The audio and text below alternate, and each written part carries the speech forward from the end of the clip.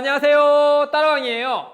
여러분, 예전에 이런 일이 있었는데요. 어떤 할머니가 폐지를 줍는 일을 하셨어요. 하루 종일 동네를 이곳저곳 돌아다니셔야 수레 폐지를 이만큼 싣고 그다음에 그거를 팔아야 하루하루 살아갈 수 있는 할머니였던 거죠.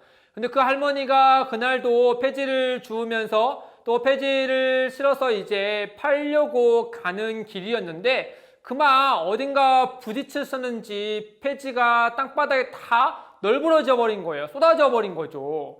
앞에서는 차가 막 오고 있고요. 뒤에서는 사람들이 막 웅성거리면서 지나가고 있었던 거예요. 어떡하지? 어떡하지? 이런 소리만 들렸던 거예요. 할머니는 조금 당황했던 것 같아요. 앞에선 차가 오고 또 사람들이 많이 지나가는 길이었기 때문에 미안함도 들고 또 폐지가 너무나도 많이 사방에 이렇게 널브러져 있었거든요. 그렇게 당황스러움을 감추지 못하고 폐지를 줍고 있을 때 저 멀리서 몇몇 청년들이 그 할머니의 그 당황스러운 모습을 보고 즉각 달려온 거예요. 달려와서 할머니 주변에 있는 그 폐지들을 주워서 다시 수레에 하나씩 싣고 있었던 거죠. 할머니는 처음에는 잘 몰랐는데 보니까 옆에 있는 다른 청년들이 와서 그걸 도와주고 있는 것을 본 거예요. 그래서 할머니는 너무나 고맙고 또 미안한 나머지 젊은이들 고마워, 청년들 고마워, 아이고 고마워요 정말 고마워요 라고 하면서 연이어서 고맙다라는 얘기를 계속했어요. 그래서 감사하게도 청년들의 도움을 받아서 그 수레에 다 하나씩 다 싣고 넘어지지 않도록 또 쓰러지지 않도록 잘 묶었던 거예요. 그래서 할머니는 고맙다라고 이야기하고 본인이 갈 길로 이제 가려는 찰나에 그 청년들이 그 할머니를 떠나지 않고 그 주위에 계속 있는 거예요. 그래서 안 되겠다 싶어서 그 뒤에서 청년들이 수레를 밀어드리기도 하고 앞에서 할머니 대신에 끌어주기도 했던 거죠. 할머니는 아까도 그 당황스러울 때 같이 폐지를 주워준 것도 고마운데 이것까지 도와주니까 너무나 고맙지만 또 너무나 미안해서 아유 젊은이들 고마워. 그런데 괜찮아. 내가 갈 수 있으니까 그만 자기들 길 가. 고마워 라고 했지만 이 청년들은 아니에요 할머니 가시는 곳까지 저희가 데려다 드릴게요. 저희가 도와드릴게요 라고 말했던 거예요. 그리고 끝까지 할머니 옆에 계셔서 그 할머니를 도와서 그 폐지를 정산하는 곳까지 왔던 거예요. 할머니는 폐지를 정산하니까 폐지를 많이 주었다 하더라도 단돈 몇천 원밖에 벌 수 없는 상황이었거든요. 그래서 그 돈을 받은 다음에 그 청년들에게 자네들 잠깐만 여기 기다려봐 라고 말한 후에 그 근처에 있는 편의점에 들어가서 그 편의점에 있는 아이스크림을 몽땅 사와서 그 청년들에게 나눠줬던 거죠. 청년들도 그 아이스크림을 받고 굉장히 좀 미안한 마음과 또 고마운 마음이 같이 들었을 거예요. 왜냐하면 단돈 몇천 원 버시는 분인데 그 아이스크림을 사줬으니까 고맙지만 또한 미안한 마음도 같이 있었던 거죠. 여러분, 할머니는 이 청년들에게 아이스크림을 사주기 위해서 돈을 번 걸까요? 그 아이스크림을 사기 위하여서 폐지를 주었던 걸까요? 아니죠. 할머니가 살아가기 위하여서 생기를 위하여서 폐지를 주었던 거잖아요. 아이스크림 따위는 할머니에게 중요하지 않잖아요. 그럼에도 불구하고 그 비싼 편의점에서 아이스크림 사서 그 청년들에게 주기를 아까워했을까요? 아까워하지 않았을 거예요.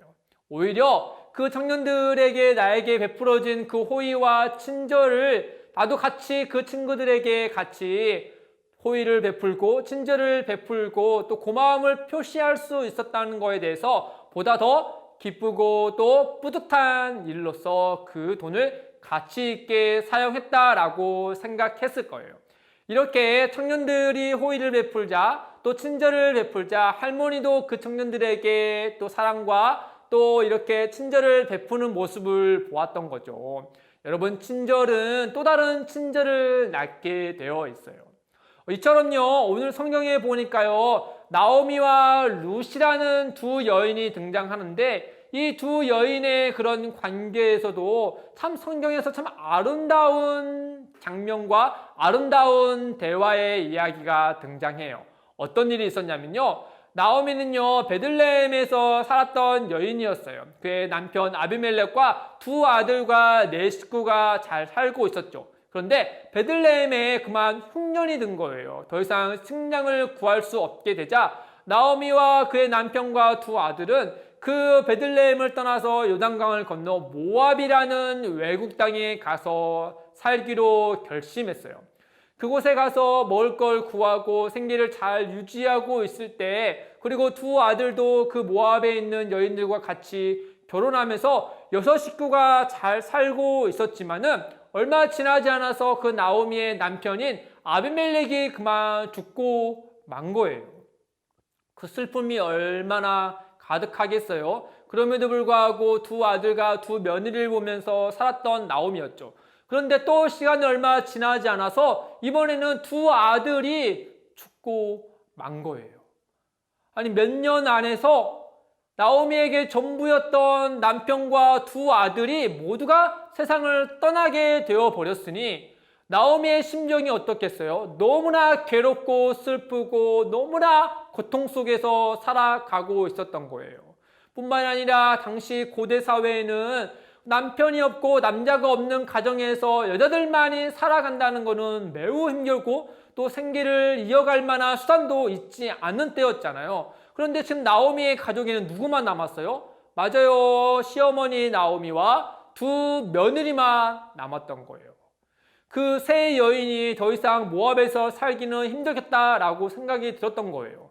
때마침 근데 베들레헴 나오미의 고향에서 이제는 흉년이 지나가고 식량이 있다라는 소식이 들려오자 이 나오미는 이제는 외국 땅에선 더 이상 못 살겠다, 우리의 고향으로 돌아가야 되겠다라고 마음을 먹고 길을 나서려는 찰나에 누가 눈에 밟히기 시작했냐면 바로 나오미의 며느리인 오르바와 룻이 눈에 밟히기 시작했어요.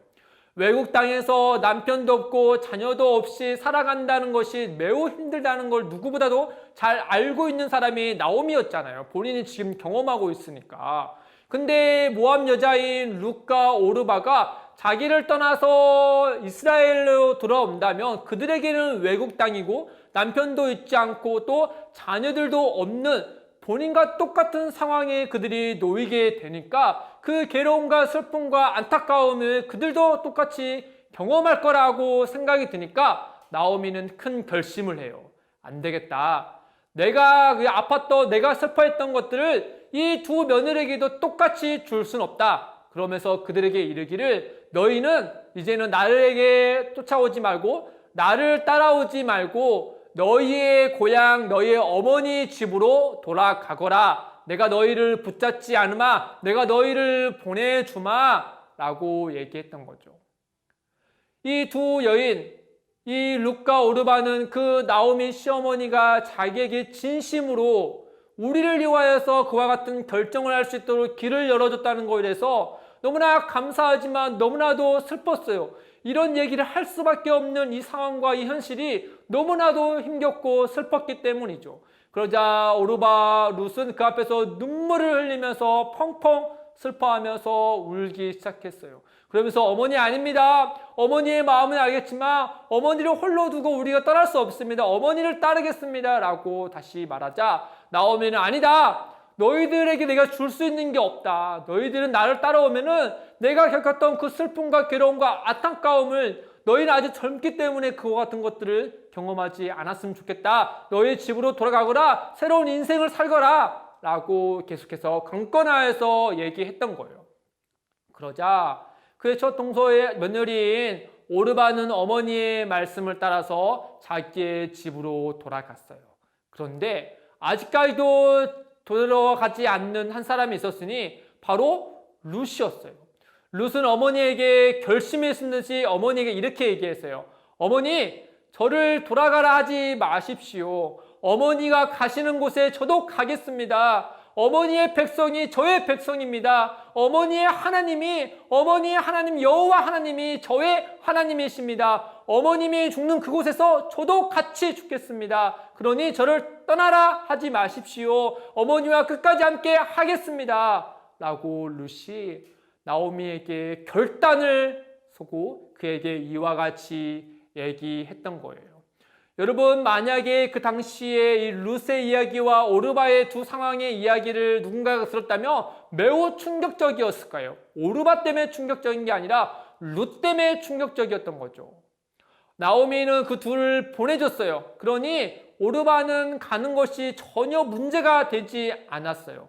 오르바의 선택을 했다면 자기를 위하여서 새로운 인생을 다시 시작할 수 있는 길이었거든요. 그런데 룻의 선택은 오르바와 달리 자기의 앞날이 너무나 캄캄하고 너무나 어둡고 너무나 큰 고생이 가득한 그런 선택이었거든요. 자기의 인생을 두고 선택한 오르바와 달리 룻은 자기의 인생은 상관하지 않고 오로지 내 앞에 있는 어머니 나오미를 위하여서 자기의 인생을 다 거기에 바친 거나 다름없는 선택이었거든요. 생각해 보세요. 남편이 없어요. 자녀들도 없어요. 사는 곳은 이제 외국 땅이에요. 수많은 사람들이 그를 바라보는 시선과 따가운 시선, 먹는 거, 마시는 거, 생활하는 모든 문화들이 다 바뀔 거 아니에요. 그러네 룻은 젊은 여인이었도. 그러니 얼마나 힘겹고 슬픈 날이 그 앞에 있겠어요. 그럼에도 불구하고 룻이 나오미를 따르겠다라고 말했던 거예요.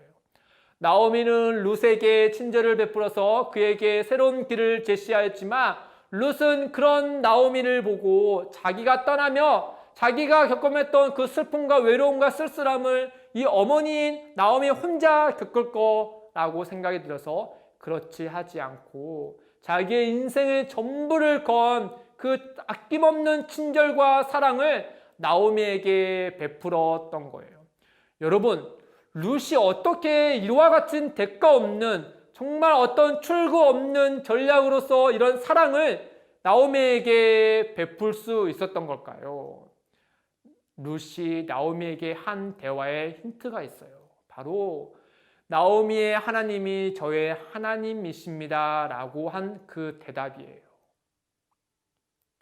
하나님의 사랑을 깊이 경험하였던 룻은 그 하나님께서 자신과 같은 자에게 아낌없이 크신 사랑을 베풀었다는 것을 경험한 룻은 그 사랑으로서 그 나오미에게 그대로 베풀 수 있었던 거예요. 그 하나님의 아낌없는 그 사랑을 알았던 룻은 나오미에게 동일하게 아낌없는 사랑으로 아낌없는 친절을 베풀고 그를 따를 수 있었던 거예요. 사랑하는 친구들, 하나님이 우리를 어떻게 사랑하셨어요? 예레미야 31장 3절 말씀에 보니까 여호와께서 우리에게 이와 같이 이야기하셨어요. 내가 영원한 사랑으로 너를 사랑하였기에 내 인자함으로 너를 이끌었도다 라고 말씀하고 있죠. 하나님의 영원한 사랑의 정점이 무엇이에요? 맞아요. 우리가 잘 알고 있는 하나님의 전부인 하나님의 하나뿐인 아들 예수 그리스도를 우리에게 아낌없이 보내주신 거잖아요. 자기의 모든 것을 우리에게 주셨어요. 우리에게 어떤 기브 앤 테이크처럼 무언가 대가를 바라는 마음으로 우리에게 주신 것이 아니라 그저 우리를 사랑하기 때문에, 우리가 잘 되기를 바라기 때문에, 우리가 하나님의 백성답게 살아가기를 원하기 때문에 우리에게 하나뿐인 아들 예수 그리스도를 보내준 그 하나님의 사랑을 누가 알고 있을까요? 맞아요. 우리가 알고 있죠. 우리는 그 사랑을 경험하고 그 사랑을 알고 있어요.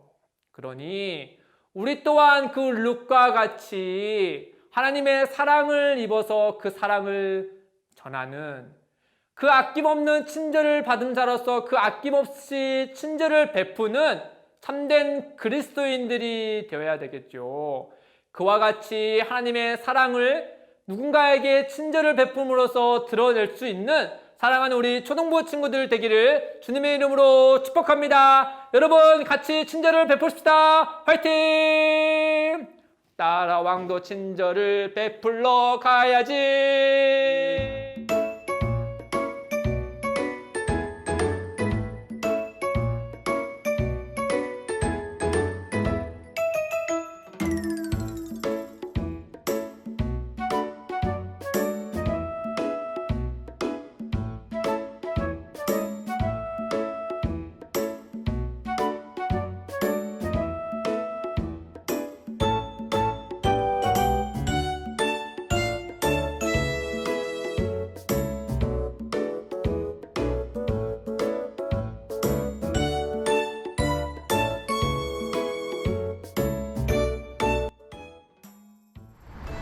따라와, 어디 가는데? 따라와봐. 따라오면 알아. 짜잔. 우리 오늘 맛있는 거 먹자. 내가 햄버거 사줄게. 왜?